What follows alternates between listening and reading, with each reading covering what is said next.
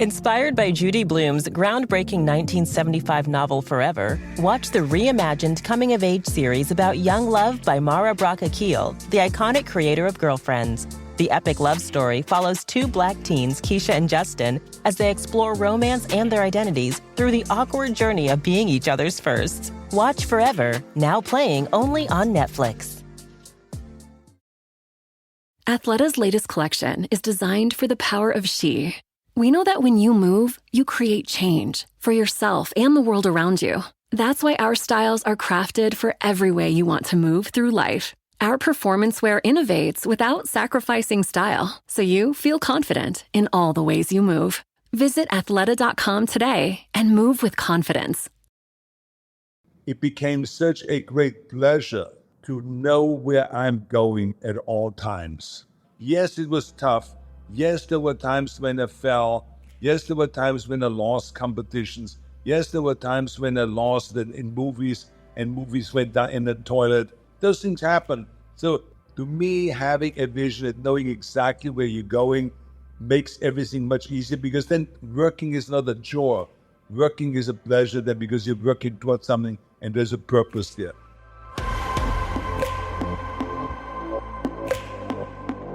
Hey guys, it's Rach. Welcome to the show. I'm so glad that you're here with us today. And I have a favor, which sounds kind of harsh if we just met, but I'm assuming that most of you have been a part of this community for a hot minute. And so I gotta ask, are you subscribed to the podcast? Subscribing to the podcast you listen to regularly is one of the best things that you can do for hosts like me. It helps to support the show and the staff that works on it. It ensures that you never miss an episode when we drop a new one. And here's the cool thing about subscribing. If you do it and then you hate this show, just unsubscribe. It's one click away. In the meantime, if you're listening, we would so appreciate it if you would just tap that button and make it official.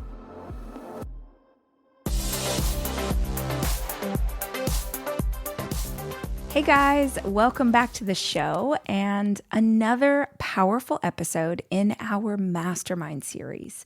Today, we're going to explore what it really means to do the work. This is something I have struggled with a lot in my life, is working really hard, but working really hard on the wrong things. Spinning my wheels and not realizing I was spinning my wheels until years after the fact. So today we're going to dig into how discipline, consistency, and relentless determination, that's like focusing on where you want to go, how those things can help you turn intentions into real and lasting impact, not just in your life, but in the lives of people you love as well. We've gathered incredible wisdom from people like Matthew McConaughey on embracing perseverance. We're going to hear from psychologist David Yeager, who shares practical insights on both motivation and resilience. Legendary actor and athlete Arnold Schwarzenegger is talking about the lessons he learned about discipline, which, do we know anybody who was more disciplined than Arnold Schwarzenegger when he was a bodybuilder? Lastly, we're going to hear from Kristin Chenoweth. I mean, Wicked is so huge right now, so this feels perfect. She opens up about the work ethic and discipline that took her all the way to Broadway. If you're ready to commit, to show up, and to transform your goals into reality, this episode is for you. You said everything. I'm agreeing with you. I don't believe everything happened for a reason, but you can find reason in everything happening. I mean, it's all, in looking back, you can connect the dots and make the science out of all the mysteries they are going forward. What's going to happen later today, I don't know, but by tonight, it'll all make perfect sense of how everything came together. I want, you bring up, how is every moment for me and not happening to me? Let's unpack this, because I'm with you, and this is it's got to be more than Hallmark card optimism. Mm-hmm. It's got it, and I'm always not always having, but I have defended myself in places where someone goes, well, that's just like foolish optimism. Like, no, it's not. There's nothing foolish about it. And that's what I mean in the book when I say, when faced with the inevitable, get relative. We're in a time right now, like a COVID, for instance. Well, how are we going to get relative? Well, looking at the assets of, oh, grandkids get to spend time with their grandmother. They used to see her twice a month. Now they see her every day. That's invaluable. Oh, we're cooking more together. Oh, I'm petting the dogs longer. Oh, I'm getting to know my kids better and what their interests are. And wait, that's not being foolishly optimistic. That is leaning into, well, these are some assets in this. And it doesn't, here's the other thing I think we've got to remember, is that doesn't, it's like sense of humor. That's not erasing the problem. That's not erasing the crisis. It's not denying that it's a red light year. You know what I mean? Yeah. And so I think that's where I think sometimes we get confused, and people, and myself included, go, well, wait, if you're seeing the good side, if you're leaning into it, what's in it for you, and trying to lean into that in every situation, which I agree is a good thing to do, well, then you're denying what it's not. And that's not the truth. Right. Denying the hardship. You're not denying that it's not ideal. You're just choosing to say, can't do anything about it. I'm in it. So I'm damn sure which way am I going to look? I've been exposed and realized when I didn't get what I wanted, or was awkward, or did fail in a situation, about how it's because I maybe wasn't looking at it the right way, like this, or wasn't looking for the way to lean into the situation or see when the situation was giving me something. It was instilled for sure. My mom was raised, we were raised on, you don't bitch about not having any shoes. Let me introduce you to the boy with no feet. You know what I mean? Come into the breakfast table in a grumpy mood, you get your ass back in bed, and you come in here till you're going to see the rose of the vase set the dust on the table. It was like, boom, you want to get relative, let's just shake out. And, you know, we were reminded early on to not take the sun rising this morning for granted. That was another gift. Yeah. You better damn well be thankful for it. So at a very base survival level, the fact that you wake up in the morning, we were ingrained that is a gift. Don't act like you can take that for granted. So, but then, you know, you get affluent, things happen, you succeed. I got a nice house, got children, my pantry's full. You know, how do I carry on from here with the right kind of gratitude? You know, I write about in the book, be less impressed, more involved. You can't run around all day just going like, I'm just so happy. I got another day. I'm just so happy. I love my car. I love my relationship. Everything. If you have a reverence, it's almost like, you know, I know people like that. And you're like, well, wait a minute. Be a little bit more involved here. Have some discernment in your life about how things can improve. If you just think everything is just great and you're so lucky all the time, sometimes you're not really about anything. You're gonna just, you know, and it's not a real spot to be. And I think it leans into what you were saying, that the pleasure and the pain, the laughter and the tears are, that they live together. And that leads into discernment. I'm very happy and privileged to be in a position I'm in, but I can't be satisfied. I choose not to be like, well, I've done it. I've made it. No, I haven't. No, I haven't. No, wait a minute. Let's keep cultivating here. Let's keep chasing the unachievable. You know, I'm guessing that that 9 months raised new inspirations and new questions. Absolutely. And this question you're asking now, you wouldn't have been able to ask before, but you've taken it to the next affirmative level. What are you supposed to do? And I've already surpassed my dreams. I come from this place. Now I wrote the book. I achieved it and then some. And wow, what to do? You're already playing it forward into the next chapter by even asking the question.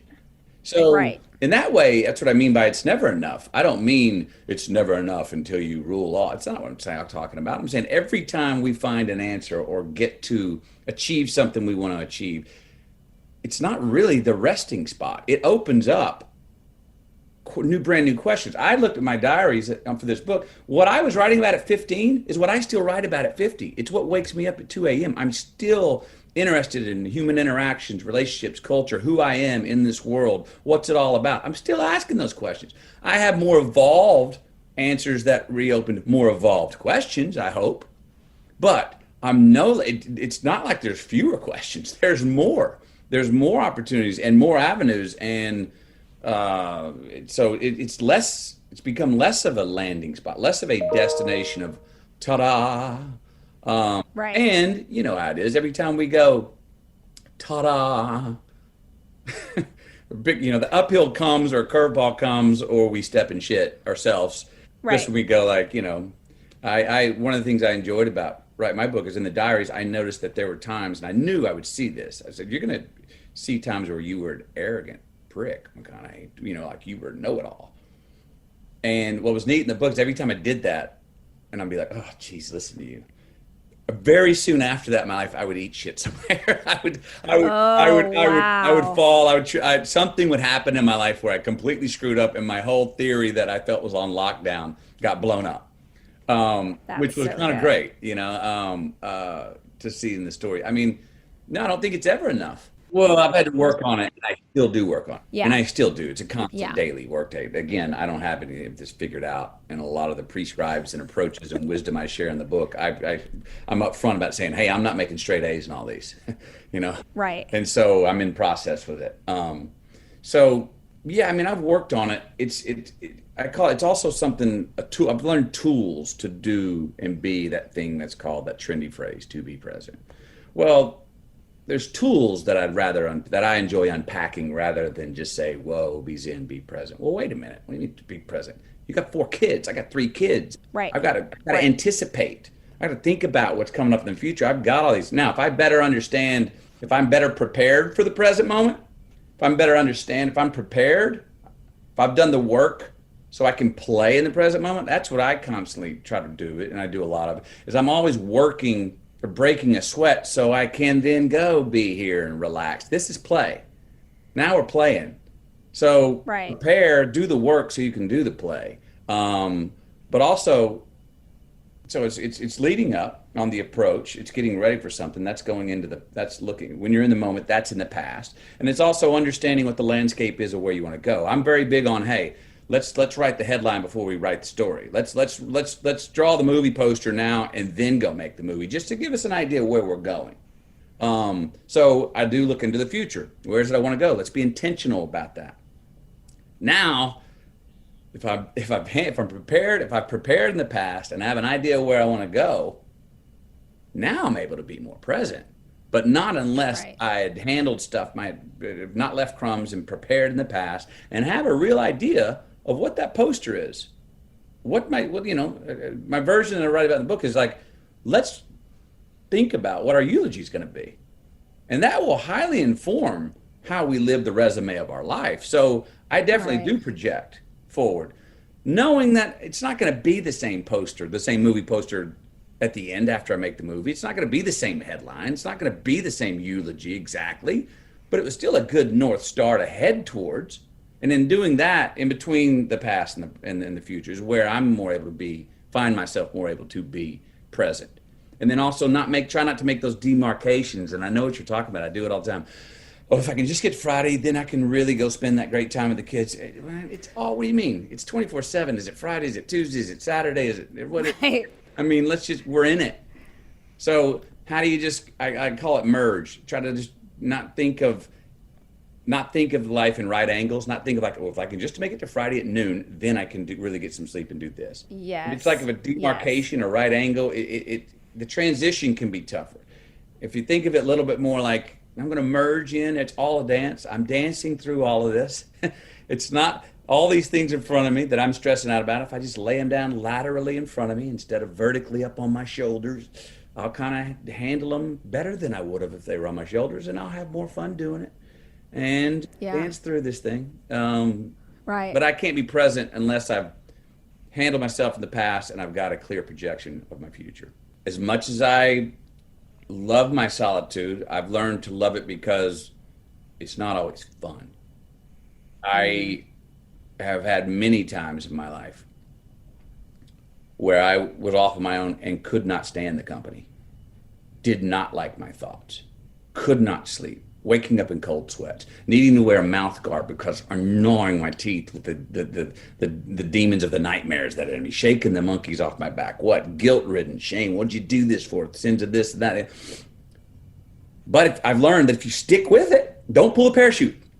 Don't pick up the phone and call your friends and get out of it. And don't go turn on that TV. Stick with that. And if you can weather that storm, you do come out the other side and realize, okay, well, since I'm stuck with the only person I can't get rid of, me, we better figure out how to get along here. So what are we going to do, McConaughey? I'm going to forgive you for this, and I'm going to not put up with that anymore. So let's shake hands on that. give yourself a break here and then hold yourself to task here and let's move on. And then all of a sudden it's a wonderful time with ourselves. But I've had to endure that uncomfortable time of not enjoying my company many times before I get to the place where I'm like, oh, yes, I'm with my best friend, me. Love hanging with you, buddy. But it's taken work to get there sometimes. Inspired by Judy Blume's groundbreaking 1975 novel Forever, watch the reimagined coming-of-age series about young love by Mara Braca Keel, the iconic creator of Girlfriends. The epic love story follows two Black teens, Keisha and Justin, as they explore romance and their identities through the awkward journey of being each other's firsts. Watch Forever, now playing only on Netflix.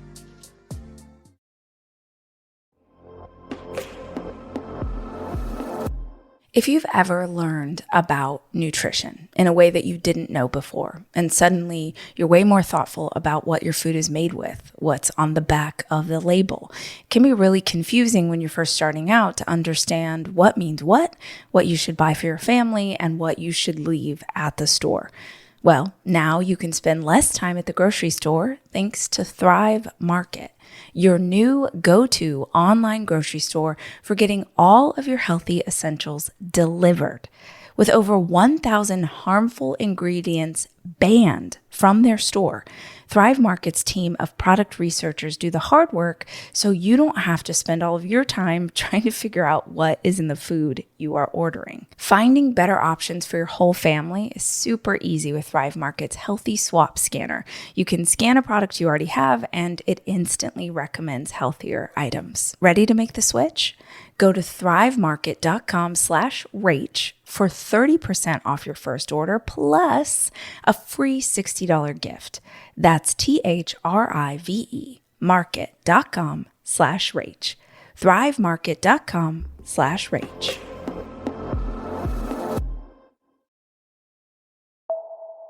I think what's interesting is that we as a society have a theory that what's going to motivate young people is short-term, impulsive, selfish rewards, or maybe the desire to live up to what grown-ups want them to do. When young people don't do what we think is in their logical, long-term best interest, then we just think they're idiots. Yeah. They're just selfish, woke, entitled idiots who can't do anything, is the societal narrative these days. And it's just impossible to me to imagine that an entire developmental stage was designed with hundreds of thousands of years of evolution to be like so incompetent that it can't survive. Yeah. Right? And like what's happening in hundreds of thousands of years ago in the savannah, right? So children are taken care of by parents for safety reasons, right? But at some point, you have to contribute to the group. If you're 35 and doing nothing and you're a roving band, they just leave you behind. Yeah. Because like, we're not going to keep hunting lions for you, and building a house for you where you're bringing nothing to the table. You got to contribute something. And so you can think of adolescence as discovering what it is you're going to contribute to show that you bring value to the group. And again, in our evolutionary history, being alone is equal to death. For a lot of reasons, but at a minimum, because you cannot sleep alone on the savannah if you don't have someone watching, because any animal can kill you. And the side note is other animals can like sleep in a tree, they can lock their bones, and so they're safe from predators at night. Humans can't. We like are limp. And so you need a watch out. So you could think of the social bond as the most important thing needed to sleep, which is if you don't sleep, you die. Mm-hmm. The social bond is deep, deep in the brain, core to what it means to be going from a child to being an adolescent that has value to the group and which is core to your survival. And in our society now, we look down on teenagers' need for approval or their concern with status or how many likes they have or, the clubs they're in and their social hierarchy. We're like, you guys are so superficial, teenagers. But that's like core to human survival. And not only that, but it is a driver of positive social learning. So to answer your question, what motivates them? It's the drive for status and respect is the simple answer. But what does that mean? And I think about things like, imagine the first time you had to merge into traffic on the freeway. It's terrifying. The car's out of control. I'm going to get in a crash. And it's this coexistence of fear, but also the exhilaration of I'm in charge of a car. And that's a very physical, primal fear. But there are other things that share that tension, like holding someone's hand for the first time, right? You've got a super crush on somebody. There's things like a 50% chance that they reciprocate that crush, but you're not great at reading social cues yet. Do you reach for the hand? And if you screw that up, then 100 people in your mind are going to make fun of you for being such a loser that you thought this cool person liked you, right? And if you do it right, all of a sudden you have romantic acceptance for the first time in your life. And so we tend to look down on the teenage brain for taking risks. But some of the most healthy things you could possibly do involve the risk of merging into traffic, holding someone's hand, or raising your hand in math class and looking like an idiot if you get the question wrong. And so what I'm trying to do in the book is reframe the seeming adolescent social obsession and the risk-taking as actually the engine of development. That young people's brains are like the R&D engine of our culture. And if they don't figure out how they can survive in this rapidly changing social world, our generation won't figure it out because we're already established. Yeah. We're not re-questioning basic things about how society is structured. Now, it's infuriating for our generation. Like, you guys are questioning everything. Like, we thought we had this stuff figured out. And you're, whether it's pronouns or, the boss-worker relationship or whatever major hot-button political issue they're facing, older people think young people are unsatisfied, idiots. But if you started reimagining their brains as the R&D engine of our culture, seeking out how to survive socially, given the current challenges, then we start tapping into that desire for status and respect as a way to help them figure out what their contribution is and then start making it. And I'll say, I have 4 kids. There's lots of mediocre parenting happening at my house. Same. I wrote the book in part because I wanted to know what to do, not because I know everything about what to do. But what I did feel strongly about is this basic model of starting with trying to figure out their version of status and respect from their perspective, and then helping them to get that by aligning it with a better behavior.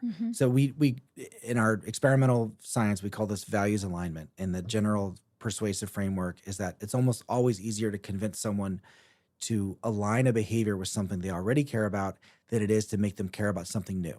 Can you give me an example? So in the Truth campaign, rather than getting you to care about your long-term health from smoking, we align non-smoking with your immediate desire to be rebellious and to stand up for others. So we're not trying to change your values. We just align the behavior. So in your case, in the old framework, doing your homework and doing well in school might be what lame nerds do because their mom says so. Right. Right? But if it's instead what mature, awesome people do because they're taking control of their life. Yeah. Right? It's the same behavior, but it's aligned with a value that counts right now for status. We did a version of this with healthy eating we write about in the purpose chapter of the book, where we were trying to get 8th graders to choose to buy healthy food at lunch rather than Coke and candy and junk food. And we were secretly tracking what they bought using their ID cards over several months.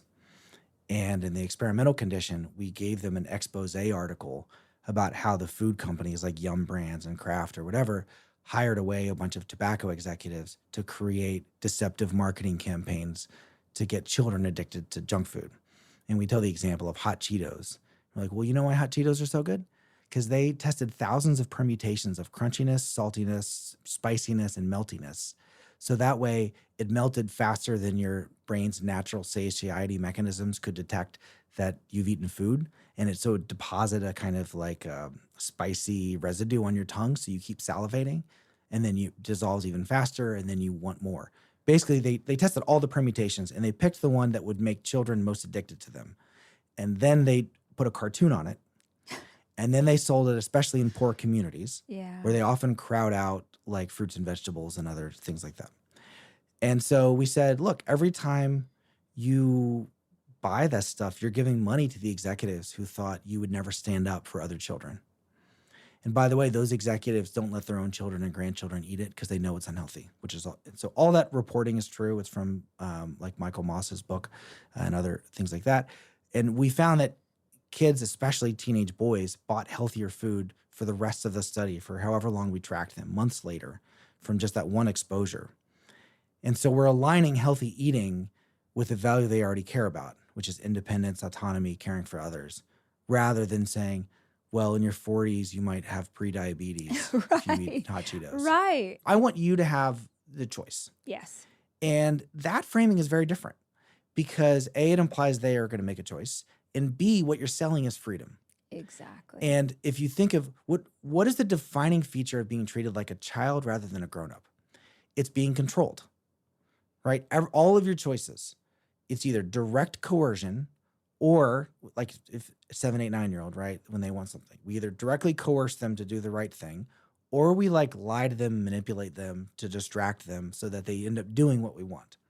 So the main experience of being a child is being controlled. So now that they want to be a non-child, the main thing they want is choice, independence, freedom. And so if you align the education argument with choice, independence, freedom, that's very powerful. Mm-hmm. What I think a lot of parents get wrong is they think, oh, and they care about social status. Therefore, I'm going to talk about how much better they're going to be than their peers if you're at Princeton versus, Cornell or whatever. And like, I really do not think that argument. And I talk to a lot of like the supposedly elite private schools where the main problem teachers have is they're like, I want you to be a good person. And the parents are like, yeah, you could do that if you're at Princeton. When there's status ambiguity, then there's more jockeying for status. And so no one knows who's alpha or whatever early in senior year. And so this information has not yet been disclosed because there's no admissions. And so they're trying to get some kind of clarity. Now, there are a lot of kids who have learned to not define themselves by that. And so they're not trying to get on that ziggurat of status.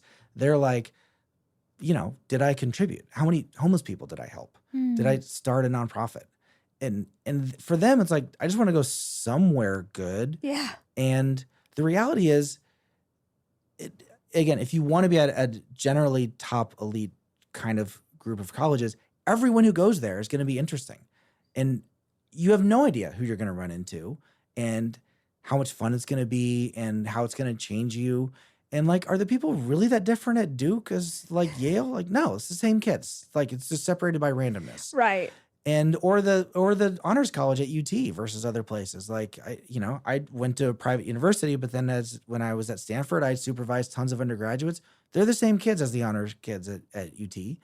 And the UT kids had way more fun. Yeah. And we're less worried about things. So, which doesn't mean one place are better. Obviously, the great places have these great connections. But the basic psychological principle is when there are multiple routes to status, then people don't jockey as much like the mice who have to beat each other up because there's only one route to status in the mice hierarchy, which is like being the alpha. In human cultures, we're more sophisticated than animals. And so the healthiest high schools, Dan McFarland did this study on looking at the high school and beyond, the Ad Health data set. If there are multiple routes to the top of a status hierarchy, then it matters less which one you're on, and then you are less destructive in your behaviors in order to get on one. I think you guys know this, but in case you don't, my happy place is on the beach. Actually, that's not enough. My happy place is on the beach with an iced coffee in my hand. What a vibe. There are a lot of beaches out there, but there's only one people call the beach. Myrtle Beach, South Carolina, is made up of 14 coastal communities and 60 miles of sunny beaches. Together, they create a place that makes you feel like you belong. Shine and dine in a foodie haven with oceanfront patios, fresh seafood, low country classics, and southern favorites. Plus, my favorite, you can listen to live music any day of the year, outside at laid-back beach bars, at world-renowned theaters, or right on the boardwalk. You belong at Myrtle Beach, South Carolina. Plan your trip to the beach at visitmyrtlebeach.com.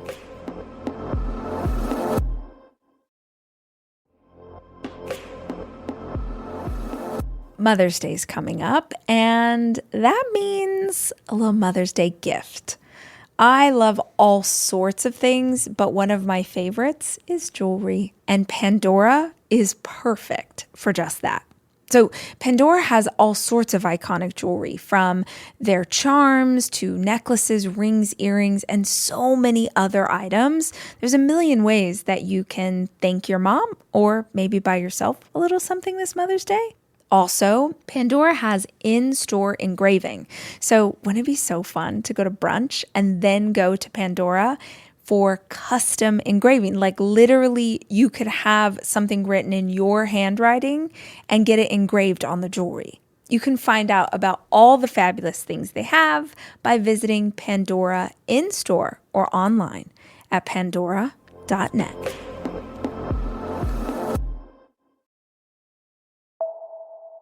When I was growing up, I was a little type A perfectionist. And with all that comes the impossible perfectionism and things you set yourself up that you can no way win at, and forgiving yourself. I say to a lot of young artists, because that's the business I'm in, that's who I teach and talk with the most. I used to think that the millennialism was hilarious. Like, oh, my feelings, oh, my mental health day. I need 15 minutes to myself. And I thought, no, you buck it up, you get out there and work, you make the money, then you can play. But you do all that. And I couldn't understand. Turns out they taught me a lesson, which is why another reason why I wrote the book. I've learned a lot. It's very important to talk about mental health and meditation, another thing that I used to make fun of. It's okay to be starting out and saying, I'm failing. I was on the gram the other night, Instagram, and I saw a young artist that I don't know say, I failed today the minute I got out of bed. I failed at the audition I was waiting for. I failed at the dance call with 50 other women. I failed. And she said, hashtag normalize failure. And for me, that was another great lesson. It's like none of us wins at everything. It'd be impossible. It'd be impossible. And I'm so glad I read that from her. I don't even know her name, but I'm sending love out to that person, because that's, again, important. We set ourselves up to impossible means. And then the anxiety comes. And then the depression comes. And then people, why are you upset? Why are you sad? What's wrong with you? I don't care. I keep repeating this, but I don't care who you are. If you're breathing, you probably have anxiety. You probably have your downtime. Some people live with depression. I'm one. That's not something that's really known, because I don't want to be a whiner, right? But that's the truth. And the younger generation has given me the chance to say, yeah, I have that stuff. And it's okay. You know what, Rachel? That's been my biggest hardship, is to learn the work-life balance. Because I am driven. Yeah. And I do want things perfect. I want it as perfect. I want to be great always. This is just not real. It's, again, a pressure we put on ourselves. Not real. It can't happen. It's been really great to share stuff from my deepest, darkest place. And funny stuff too. I mean, it's not Shakespeare. You know, my whole career has been constant.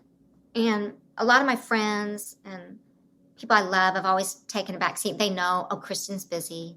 She's got this, she's got that. I really, like, my fiance and I have bought an apartment in Nashville almost 2 years ago now. And we've hardly been there. And I want to nest. I want to spend time with my friends. I have to make time for that, which means I have to say no to other stuff. I need to make time for meditation, prayer, meditation, things I love to do. Go for a walk. Like, for so long, I've been on a trajectory where my needs were put aside. And you know, being with your friends is a need. Like, they make you happy. Yes. You know? I have still small voice, which is your gut or your faith, however you want to call it, said, you will. I can't believe you said that. Like, knowing you're going to have plenty of time to work, plenty of time to do all that. Enjoy this. And I can't believe you just said that, because that's exactly what happened. There was that in my head. Yeah. And you just nailed it. And I went with that. I just went with that. And also my parents were very protective. They didn't really want me to be a child actor. They just wanted me to do the kid. Yeah. I'm glad they encouraged that. For me, it was the right path.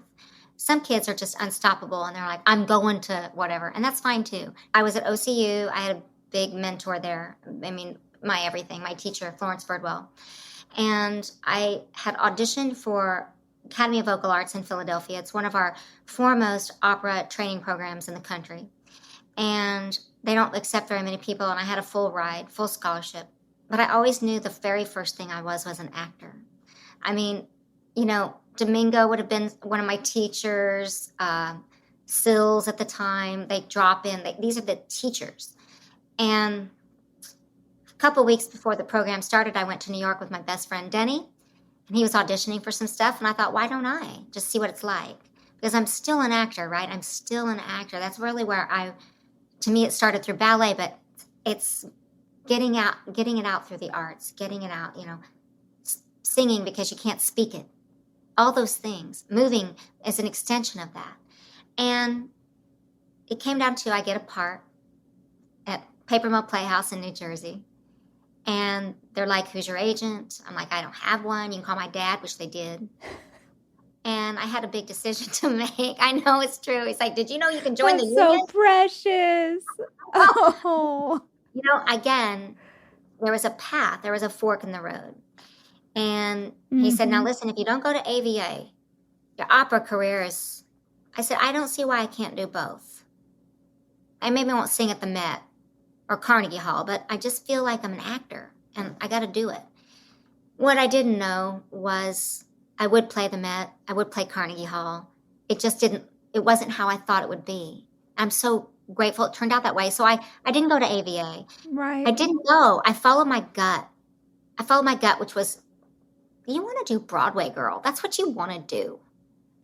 I mean, don't quit because it's not the right thing to do, because nobody from your school's ever made AVA, or it'll disappoint your teacher, which it did all disappoint her. I mean, she didn't talk to me for 2 years, but it was the right thing for me. And did I do Phantom? Yes. Did I do that? I've done 2 solo concerts at the Met. I've done 5 at Carnegie Hall. It's just God. It's just, that's how it rolled out. Have I done operas at the Met? No, but I've had the opportunity to be in such great halls all over the world. I never, maybe not would have had that. I don't know. I don't know what it would have been. I'm glad I made the decision. And Dad said, all I care is you gotta tell them yourself. I said, would you tell them? I'm scared. I don't know what it, and he goes, so we'll do it together. But I was on that call. I didn't say much. I had 4 roommates. We had the clapper for the lights. I ate ramen noodles. I was off Broadway in the Fantastics for $180 a week. I was willing to go anywhere and work. I loved it that much. So if you don't love it that much, don't. You loved the process. You love the process. I still do. Still do. I look forward to rehearsal. Like some people are like, oh, or even an audition. Yes, I audition. I look forward to it. Maybe I'm going to get it. Maybe I won't. Maybe I'll learn something. Also, I didn't put rules on myself. I didn't even know that about myself, but I never said, I'm just going to do this or I'm just going to do that. No, I love to do it all. And that comes with a heavy load of different kinds of working, but I really do love, I remember the first time I got a job to host something. I said, well, I'm not really a host. Like, I think it was the Drama Desk Awards many, many years ago. And I was like, I don't want to stand in front of my peers and try to do hosting. I'm not trained that way. I remember I got a great lesson one time from a mentor. It said, you are though, just be yourself. I was like, that's scary. I'm an actor. I don't, and then I started to realize, no, just be you. You're going to let people see you, and then you're going to do a role, and then you're going to do this TV show, and you're going to do this movie, and have no rules. So to the younger generation that say it's not happening fast enough, it didn't happen for me overnight. I worked constantly at it. Any extra money I had a lesson. Any extra money I had, it was very slim times, but some of the best times of my life. So just because somebody doesn't answer you in 3 minutes doesn't mean they're not interested, not your friend, don't have an answer for you. Maybe it's just going to take a second. That's the only critique I have of our phone situation. Remember the library? Remember when I couldn't just look something up? And I'm the generation that had to go to the library and look something up. I can't just go, who wrote such and such, or who was the original part? No, we had to go to the library. There's something to that I miss in our generation, today's times. There's also beautiful things that we can do with the internet, but I do miss that. I do. Some days it just doesn't come. There's another misconception. It's like there's a book report due. With this book, I felt like there was a constant, I'm going to get a C plus, and I'm late. First of all, we have to give ourselves a little grace. We've all been through a crap ton with COVID and everything. But thank you for saying that, because you're so right.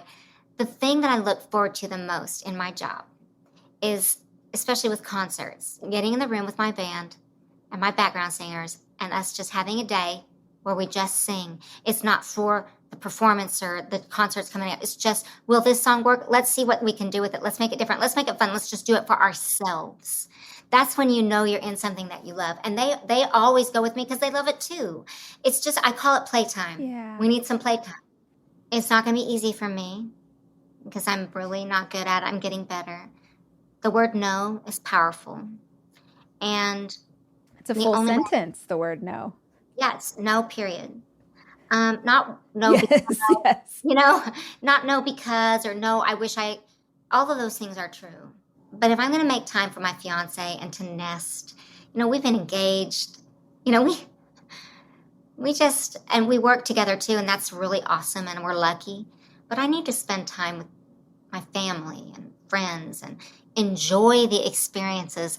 Like I look back in time and I think, was I really enjoying when that thing happened? No, I was on to the next. And that's been a life lesson too. I'd like to be more in the moment. And, Oprah's been saying it for so long, but she's so right. Be in the moment so you can enjoy your success, the fruits of your labor, and also your fails, how you fail. Enjoy that, because it's the only way you get better and learn. What kind of helped me get launched in my bodybuilding career was that I had a very clear vision that developed over a period of time when I met people that were working out, they were doing sports, and they were doing shot put and hammer throwing and weightlifting and bodybuilding and boxing and wrestling and all of this stuff. I got kind of sucked into this whole sports world. And then when I started seeing Hercules movies, I started kind of creating more vision of like, I wanted to actually look like this guy on a big movie screen who plays Hercules. Then when I read up on that person, I found that he was Mr. Universe and he was from England and all this. And so I started creating a very clear vision of that I want to become Mr. Universe myself. And that stayed in my head the whole time. And all of a sudden I realized that I was actually chasing that vision. And I was going to the gym. I was training 2 hours a day, 3 hours a day. And I started to train twice a day. And people said, wow, you have a lot of discipline. And I said, actually, I have no discipline. I'm just chasing this vision that is occurring in my mind all the time. And I see it in front of me. And it is so believable that I have such faith in that vision that it's kind of like everything that I do, everything that I eat is going towards that vision. As a matter of fact, to me, I didn't worry about doing another, 500 sit-ups or anything. It was kind of like, yeah, this 500 sit-ups is taking me one step closer to becoming Mr. Universe. And so eventually, at the age of 20, I became the youngest Mr. Universe ever, and my vision became a reality. So when that happened, I applied that rule to everything. It actually helped me that we didn't have internet, and that we didn't have computers, and we didn't have iPads and iPhones and social media and all this, because I was able to just sit there and daydream. I was sit there and seeing my own vision develop, rather than always being kind of distracted with all of the stuff that is on social media today, or that you see. Because you have to imagine that the average person today is watching hours and hours every day, being on that iPhone or on their phone or iPad or computer or something, and watching something or doing something.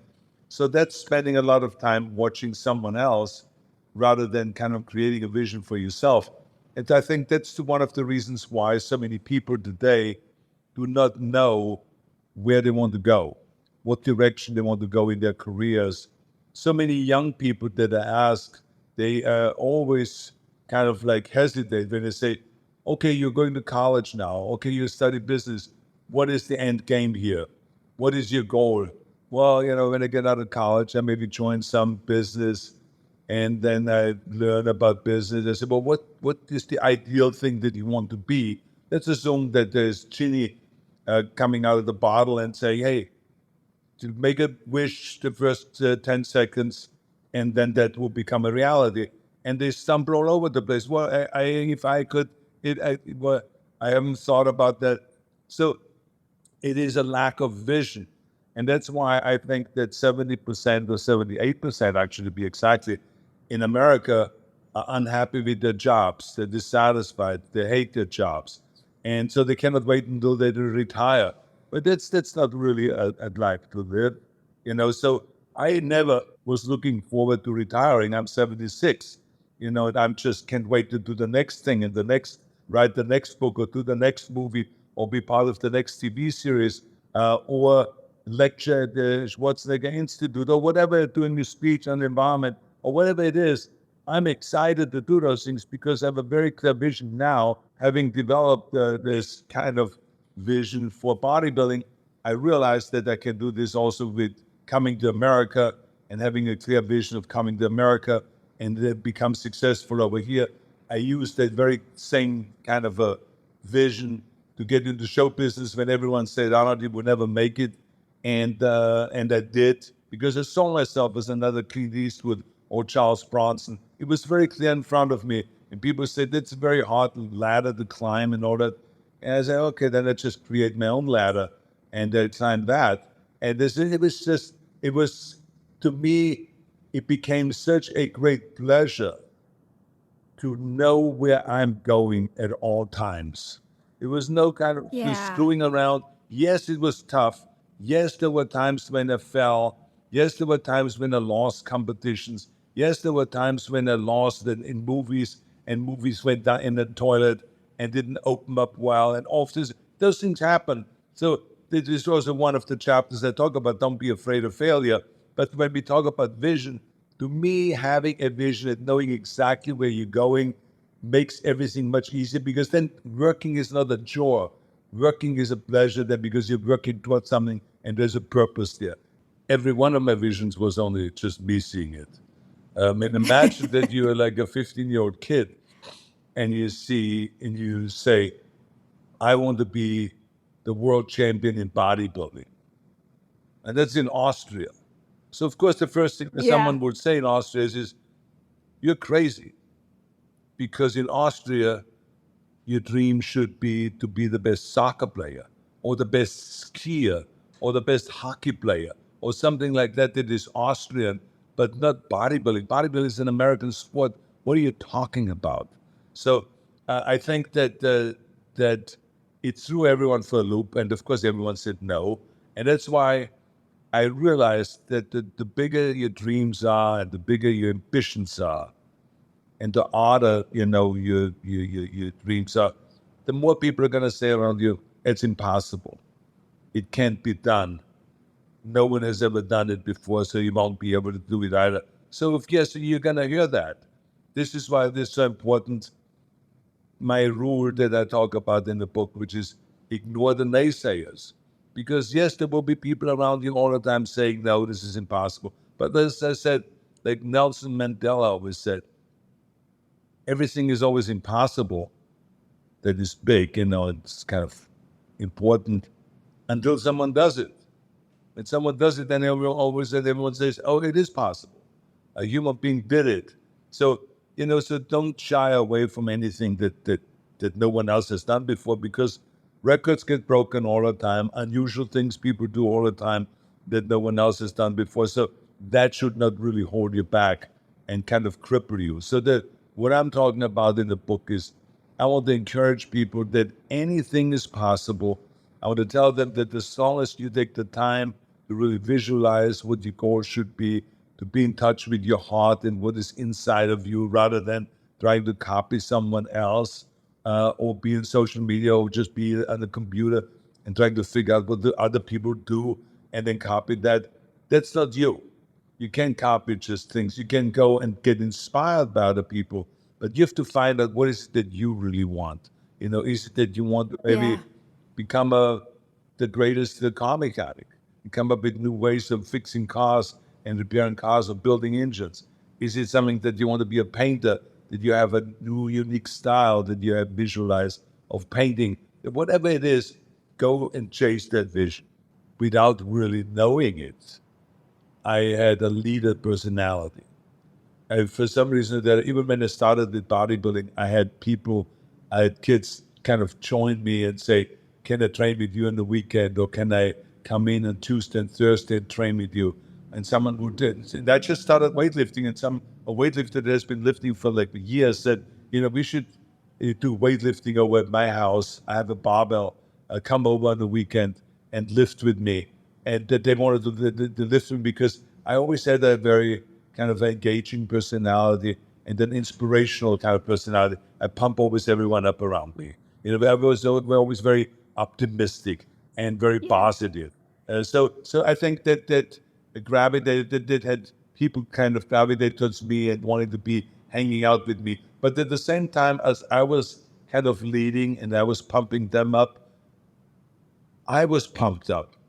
I was pumped up by Reg Park, the Hercules figure I talked about, and by Steve Reeves, and by the coach that was in that gym, the weightlifting coach that was in the gym. I remember meeting Yuri Vlasov, the Russian weightlifter in Vienna that won the world championships in 1961. And a friend of mine brought me backstage, and there was Yuri Vlasov, the world champion, sitting there on the chair. And he was just getting ready for his last lift to break the world record. And I remember his big thighs and his hands. And he was like a heavyweight lifter. He weighed around, 270, 280 pounds. And I just remember him, and he was kind of kind, and he looked at me and he smiled at me. And I said, he's smiling at me. And then my friend said, go and shake his hand. I said, no. And then he just waved at me like that. And I went over and I shook his hand. And so that guy, then he got up and he put chalk on his hand. He went outside to the weightlifting platform in front of thousands of people, and he lifted 228 kilo, which was the world record. And he broke the world record right in front of my eyes. And I just shook his hand. So, of course, that guy became an inspiration. I mean, I was like inspired by it. I couldn't wait for me one day to get to be, have enough money so I could travel to Russia, to Moscow, and to go and meet this guy again. And sure enough, eventually we did a movie back I did Red Heat, and I was filming on Red Square.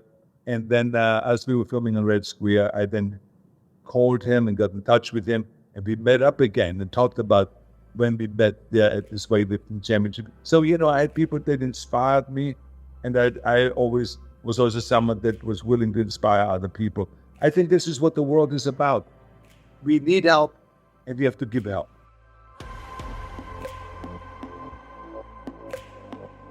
The Rachel Hollis Podcast is produced by me, Rachel Hollis. It's edited by Andrew Weller and Jack Noble. When a cold has you down, it's the little comforts that lift you up. A warm blanket, a cup of tea, and a tissue that actually feels good on your skin. Infused with aloe, Kleenex Cooling Plus Aloe provides a hint of cooling freshness to help your skin feel restored. So whether your skin is feeling dry, chafed, or irritated, you're only one wipe away from helping it feel relieved. The next time you have a cold, get a hint of instant cooling relief with new Kleenex Cooling Plus Aloe. For whatever happens next, grab Kleenex. Airwick Essential Mist Diffuser transforms your space, creating your perfect ambiance with a wide range of inviting fragrances that make your guests go, Airwick Essential Mist Diffuser's easy-to-change refills allow you to choose your perfect fragrance for any occasion, like lush honeysuckle and raspberry, and vibrant island coconut and warm sands. And if guests start shifting from the table to the couches, no worries. It's perfectly portable and cordless. Airwick Essential Mist Diffuser, always inviting.